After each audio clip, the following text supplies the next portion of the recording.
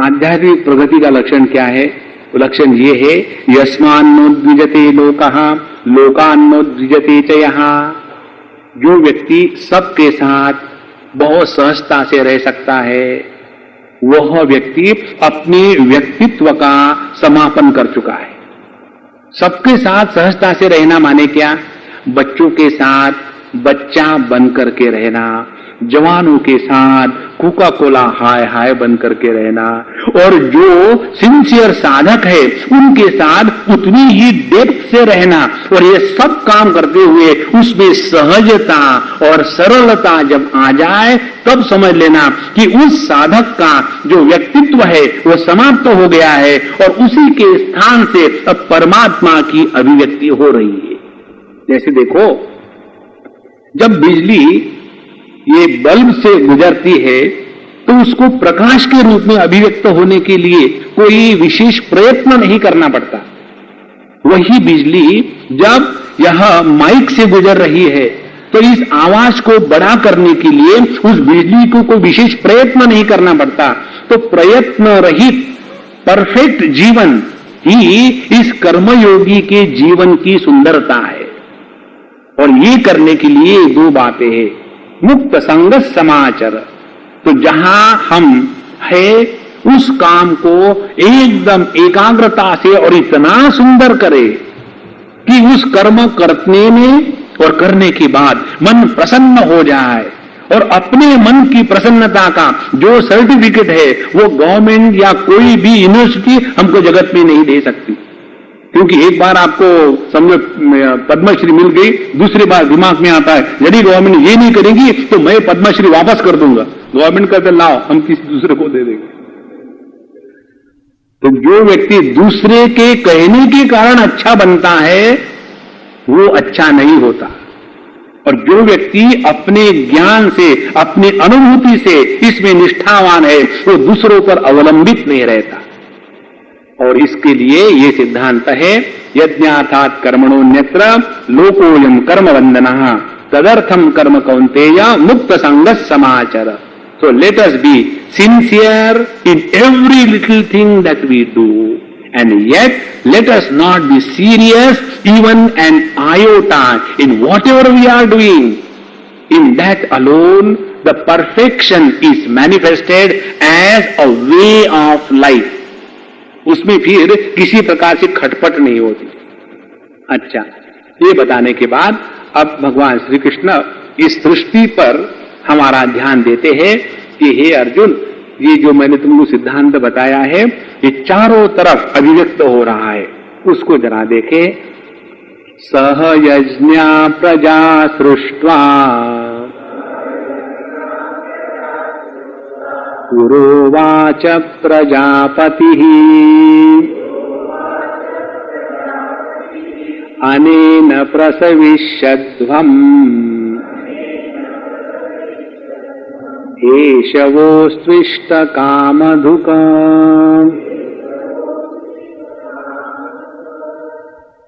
पुरा इस सृष्टि के प्रारंभ में प्रजा सृष्टवा, इस जगत का निर्माण करने के बाद प्रजापति उवाच, प्रजापति भगवान ने जिसने दुनिया बनाई उसने कहा, क्या कहा कि अनेन प्रसविष्यध्वम्, ये जो मैं तुमको दे रहा हूं, क्या दिया भगवान ने? सह यज्ञ, यज्ञ का सिद्धांत जब इस सृष्टि को निर्माण किया और जब जीव लोग इस सृष्टि में निकल पड़े तो उस समय भगवान ने कहा कि देखो बेटा जीव, तुम जा रहे हो, ये पुड़िया साथ में ले लेना, होम्योपैथी की है।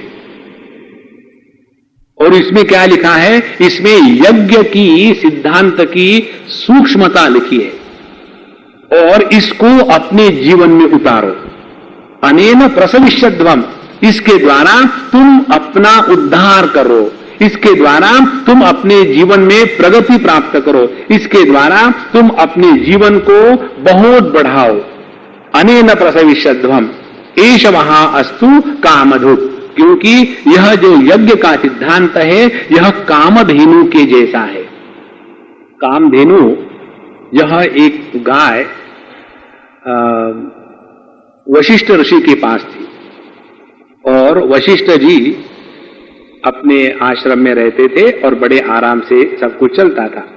उन दिनों में विश्वामित्र जी बड़े राजा थे और उन्होंने देखा कि ये कामधेनु तो राजा के पास होनी चाहिए, बाबा जी के पास क्या जरूरत है। तो उन्होंने जाकर के मांगा उनको कि भाई ये मुझे दे दो। तो उन्होंने कहा कि ये आपको नहीं मिल सकती क्योंकि ये मेरी है। तो बोले ऐसी बात है, और तुरंत फिर उन्होंने उनके ऊपर हमला बोल दिया। तो जब हमला बोल दिया तो कामधेनु है, वशिष्ठ जी ने उनके एक थन से दूध नहीं निकाला, पूरी की पूरी मिलिट्री निकाली, और जो इतनी सारी मिलिट्री आ गई उस कामधेनु से, और फिर ये विश्वामित्र राजा की जितनी सेना थी उसको उन्होंने हरा दिया। तब उनको लगा कि ये जो ब्रह्मज्ञानी की कामधेनु है, यह राजा के सभी शक्ति के सामने तुलनात्मक भी नहीं, इतनी बड़ी है, इसीलिए मुझे इसको प्राप्त करने के लिए ब्रह्म ज्ञान प्राप्त करना है। और फिर उन्होंने बड़ी तपस्या करी और फिर वो राजर्षि बने और ब्रह्मर्षि बने। जो कामधेनु है वो हमारे जीवन के किसी भी इच्छा को सफल करती है। तो कौन सी कामधेनु है? उन्होंने कहा कि यह सह यज्ञ प्रजा सृष्टवा, हमारे जीवन में यह जो यज्ञ का सिद्धांत आ जावे तो हमारे जीवन में किसी भी चीज की कमी नहीं है। अनेन प्रसविष्यध्वम ईशवः अस्तु इष्ट कामधुक्, यह तुम्हारे मन की सभी कामनाओं को पूर्ण कराने के लिए है। अब देखो, जब व्यक्ति, ध्यान से सुनना, ये बहुत ही सूक्ष्म सिद्धांत है। ये सिद्धांत भगवान ने 5वें अध्याय के अंत में भी बताया है भिन्न रूप से। वहां कहते भगवान, भोक्तारम यज्ञ तपसा सर्वलोक महेश्वरम सुहृदम सर्वभूतानाम ज्ञात्वा माम शांति मृच्छति। भगवान किस प्रकार से इस जगत में रहते हुए भी आनंद में रहते हैं। एक बार एक बच्चे ने हमको प्रश्न पूछा था, बड़ा सुंदर प्रश्न। स्वामी जी, आप तो कह रहे भगवान हर एक के हृदय में है। तो हमने कहा हाँ है। बोले हर एक आदमी दुखी है? हाँ है। तो हर एक के हृदय में भगवान है, तो भगवान कितने दुखी होंगे? कितनी सत्य बात है। क्योंकि एक हृदय में हम रहते हैं तो इतने दुखी है, और बेचारे भगवान हर एक के हृदय में तो कितने महादुखी होंगे। तो यहां सूक्ष्म बात है, समझ लेना। भगवान कहते हैं कि जब हमारा जीवन तपस्या का होता है तो इस तपस्या का जो आनंद है उसको भोगने वाला मैं इस हृदय में बैठा हूं। और जब यज्ञ, जब हम दूसरों की सेवा करके और जब हम दूसरे के तरक्की को लेकर के आनंद का अनुभव करते हैं, तब हम भगवान की सेवा कर रहे हैं। See how beautiful it is. अपने जीवन में तपस्या का आनंद और दूसरे के जीवन के तरक्की का आनंद, ये दो बातें जब जीवन में आ जाती है तब हमने यज्ञ के सिद्धांत को योग्य प्रकार से समझ लिया है। अब जैसे देखो, समझो हमको खाने पीने के लिए या आराम से रहने के लिए अच्छी बातें नहीं मिलती, तो हम क्या कर रहे हैं? हम तपस्या का जीवन जी रहे हैं। तो यदि हमको अपने तपस्या में आनंद आएगा तो ये कठिनाई के द्वारा हम दुखी नहीं होंगे, पहली बात।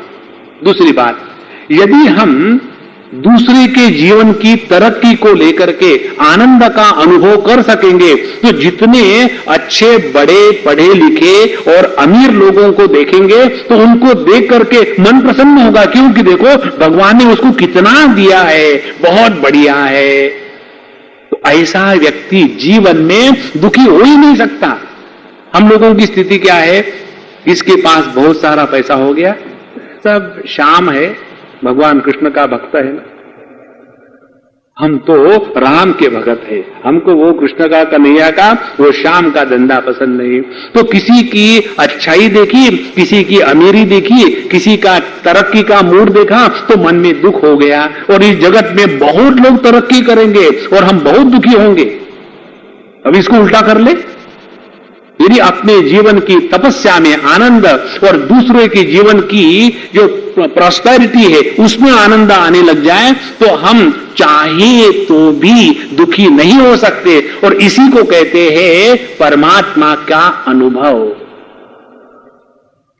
सहयज्ञा प्रजा सृष्टा पुरोवाच प्रजापति अनेन प्रसविष्यध्वम, इसी के द्वारा अपने जीवन को सुंदर बनावे। प्रसविष्यध्वम माने अटेन प्रॉस्पेरिटी। तो हम अपने जीवन में बढ़ तब सकते हैं कि जब अपने साथ जो दूसरे हैं उनका भी भला हो, उनको भी साथ लेकर के चले। अकेले ने आगे जाने से कोई विशेषता नहीं है। एक बार दिल्ली की शायद बात है, स्वामी जी बीमार होकर के आए थे, तो किसी सज्जन ने पूछा उनसे कि स्वामी जी आप क्यों ऐसे बीमार रहते हो? तो स्वामी जी ने कहा कि मैंने कितने बार मैं वहां गया हूं, लेकिन भगवान कहते कि चलो अभी, तो मैं उनके साथ झगड़ा करता हूं, नहीं मुझे नहीं अभी आना। क्यों? कि अभी मेरे साथ इतने सब पब्लिक है, सबको लेकर के मुझे आना है, अकेले को नहीं आना है। और सबके लिए तैयार हो, खोलो पूरा दरवाजा, फिर मैं तुरंत आ जाता हूं। लेकिन जब तक मेरे साथ जो है वो सब नहीं आएंगे तब तक मैं नहीं आऊंगा। तो जब हम अपने प्रगति के साथ अपने साथ जो है उनका भी उद्धार हो, इसमें जब अपना दिल लगता है तब समझ लेना हम यज्ञ के भावना को अपने जीवन में उतार रहे हैं, और यही भगवान की हमको गिफ्ट है। तो सहयज्ञा प्रजा सृष्टा पुरोवाच प्रजापति ही अनेन प्रसविष्यध्वम एष वहां अस्तु इष्ट कामधुक। और यही सिद्धांत को लेकर के जब हम अपने समझो घर को चलावे, अपने फैक्ट्री को चलावे, अपने इंस्टीट्यूशन को चलावे, अपने देश को चलावे, तो जो आज हमारा देश का नाम बदल चुका है, पहले भारतवर्ष था, अब है स्कैम वर्षा। अपने देश का नाम बदल गया है, आपको पता होगा, मुझे मालूम है। तो भारत तो चला गया है। भारत माने जहां भा माने ज्ञान, रत माने रमण करना, जहां ज्ञान में लोग रमण करते थे, परमात्मा का जो सौंदर्य है हर एक के हृदय में पुष्पित होता था, वो तो चला गया। अब वहां स्कैम आ गया, इसीलिए भारत वर्ष चला गया और स्कैम वर्षा आ गई। चारों तरफ देखो उसी की बारिश हो रही है। ये बात कभी नहीं हो सकती यदि इस सिद्धांत को जीवन में ले आवे तो। अच्छा, ये जब हम यज्ञ की भावना से जीवन जीते हैं तो उसका प्रभाव अपने जीवन में कैसे होता है, यह टेक्निकली भगवान हमको समझाते हैं। तो लोकोयम कर्म बंधना तदर्थम कर्म कौन्तेय मुक्त संग समाचर। अपने स्वातंत्र को टिका के रखो। अच्छा, ये बताने के बाद अब भगवान ये सब सिद्धांत बता दिए, अब इसकी पुष्टि करते हैं सृष्टि के चक्र को बता करके।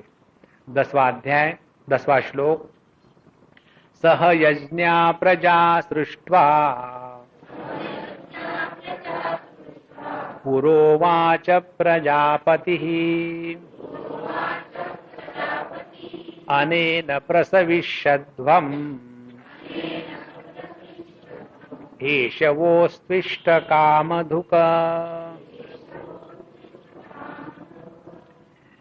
प्रजापति भगवान ने जब इस जगत को निर्माण किया, तो इस जगत में हम लोगों को जब भगवान ने निर्माण किया तो उसके साथ साथ यज्ञ के सिद्धांतों को भी निर्माण किया। सह यज्ञा प्रजा सृष्टवा। तो हम सभी के सभी परमात्मा की संतान यज्ञ के साथ ही निर्माण हुए। माने प्रत्येक के जीवन में यज्ञ स्वाभाविक है, और जब हम अपने स्वभाव के अनुसार रहते हैं तो कोई कष्ट नहीं है, और जब हम अस्वाभाविक हो जाते हैं तो जीवन में कष्ट आते हैं। जहां जहां हम स्वास्थ्य से अलग हो गए वहां रोग प्रारंभ हो गया, जहां रोग प्रारंभ हो गया वहां प्रयत्न प्रबल हो गए। जितना प्रयत्न का शैथिल्य होगा उतने हम स्वस्थ है। जैसे हमारी जब आंखें स्वस्थ रहती है तो बिना चश्मे से हम सब कुछ ठीक आराम से देख सकते हैं, और जब आंखें स्वस्थ नहीं है और चश्मा नहीं लगाया है तो बड़ा प्रयत्न करना पड़ेगा, क्या लिखा है क्या नहीं लिखा है। तो जहां जहां जीवन में ज्यादा प्रयत्न आ जाता है समझ लेना हम स्वस्थ से दूर हट रहे हैं। तो हमारा जीवन यज्ञमय है। जहां हमने अपने जीवन में इस यज्ञ के भावना का तिरस्कार किया समझ लेना जीवन में रोग की निर्मित हो गई। इसीलिए सहयज्ञा प्रजा सृष्टवा पुरा उवाच प्रजापति। तो यज्ञ के सिद्धांत के साथ हम सबको निर्माण करके फिर भगवान ने कहा, क्या कहा? तो कहते हैं अनेन प्रसविष्यध्वम, इस यज्ञ को अपने साथ रख करके अपनी भलाई कर लो, अपना उद्धार कर लो। तो अपना उद्धार किसमें है? दो प्रकार से। एक उद्धार यह है कि हम इस जगत में ऐसे रहे कि जिसके द्वारा हम अपने आप की समस्या न बने। और दूसरी महत्व की बात यह है कि हम इस जगत में जो आए हैं तो अपने जीवन का लक्ष्य केवल एक ही है और वो परमात्मा की प्राप्ति। क्योंकि अर्जुन का प्रश्न यही था, श्रेयस क्या है हमारे जीवन का। तो ये दो बातें, हम अपने जीवन में स्वयं समस्या बन करके ना रहे और हम इसी जीवन में अपना उद्धार कर ले, ये दोनों बातें करने के लिए भगवान ने यह यज्ञ की गिफ्ट हम सबको दी है। जैसे देखो, जब बच्चों को हम किसी पढ़ाई के लिए हॉस्टल में भेजते हैं तो उसका सब सामान सुमान पैक कर लिया और पैक करने के बाद स्टेशन पर गए पहुंचाने के लिए। बाकी भी उसके जितने क्लासमेट है उसी स्कूल में पढ़ने वाले वो भी वहां आ गए और आने के बाद अब गाड़ी जाने वाली है। उस समय माँ अपने कहीं पर्स या कहीं थैले से एक आध ऐसी कुछ पुड़िया निकालती है, कोई पैकेट निकालती है, कहती है देखो बेटा जब जाओगे ना तो सब मिलकर के खा लेना दोस्तों में। तो उसको इतना सारा मिठाई या खाने का जो चीज है दे दिया। उस समय माँ कहती है सब मिलकर के खाना, क्योंकि सब मिलकर के जा रहे हो। लेकिन वो लड़का यदि खूसट हो कि मम्मी को कुछ समझ में नहीं आता, सबको दो, सबको क्यों दो, कोई मुझे कुछ देता नहीं, मैं तो अकेला खाऊंगा, और फिर चोर चोर के जो चुप चुप के अकेला खाएगा सबका सब, तो निश्चित रूप से यहां महाभारत का युद्ध शुरू हो जाएगा। इसीलिए जो वस्तु भगवान ने हमको सबके साथ रहने के लिए दी है उसका उसी प्रकार से उपयोग किया जाए। सहयज्ञा प्रजा सृष्टा, फिर अनेन प्रसविष्यध्वम, इसी के द्वारा हमारा उद्धार हो सकता है। देखो, समष्टि का तिरस्कार करके व्यष्टि के जीवन को संभावना नहीं है। यदि हम ये कल्पना करें कि दुनिया के द्वारा हम बड़े परेशान हो गए तो अकेले जाके रहेंगे, जाके रहो, वहां जाके रहेंगे तो 2 दिन में पागल हो जाएंगे। अब हम अपने जीव को देखें, जीवन को देखें, यदि हमने अपने व्यष्टि हवा का संबंध समष्टि हवा से नहीं रखा तो हम उसी समय मर जाएंगे।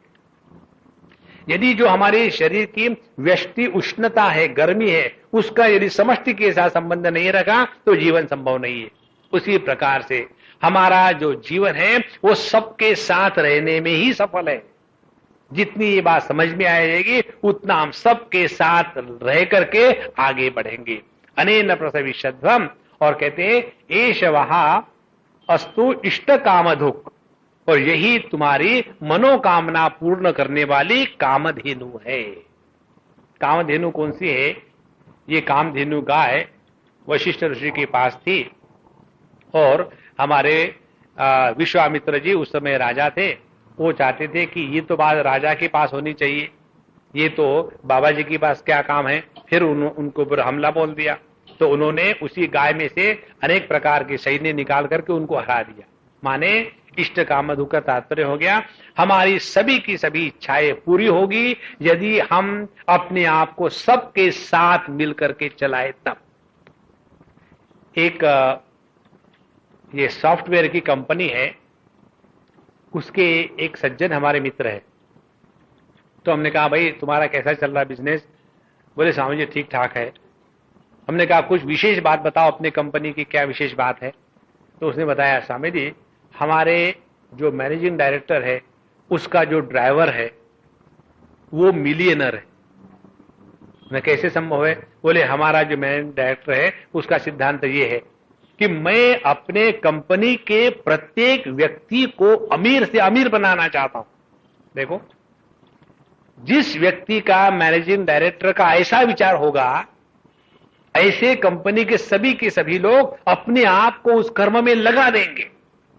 और जो व्यक्ति केवल अपने ही स्वार्थ की बात करता है उसको छोड़ करके सब चले जाते हैं। इसीलिए अपने जीवन में यह यज्ञ का जो सिद्धांत है, जिसमें अपनी भी भलाई है और अपने साथ साथ सबकी भलाई है, इसीलिए भैया अपने जीवन में इस यज्ञ के सिद्धांत को फिर हम दोहराते हैं। यज्ञ का सिद्धांत ये है कि हम अपने जीवन को ऐसा चलावे कि जिसके द्वारा हम अपनी परेशान ना बने और अपने द्वारा दूसरों का नुकसान ना हो, स्वार्थ से प्रेरित जीवन ना हो, और अपने जीवन में भगवान का अधिष्ठान जरूर होना चाहिए। ईश्वरार्पितम नेच्छया कृतम। इस प्रकार से जब हम कर्म करेंगे तो हमारी सभी की सभी इच्छाएं, कामनाएं, जीवन में जो सक्सेस है वो मिल जाएगी। और किस प्रकार से मिलेगी, अब ये बात 11वें श्लोक में बताते हैं। इस यज्ञ के भावना से जीवन जीने से हमको जो शक्ति प्राप्त होती है, सफलता प्राप्त होती है, इसके पीछे क्या सिद्धांत है, ये सिद्धांत 11वें श्लोक में बताते हैं।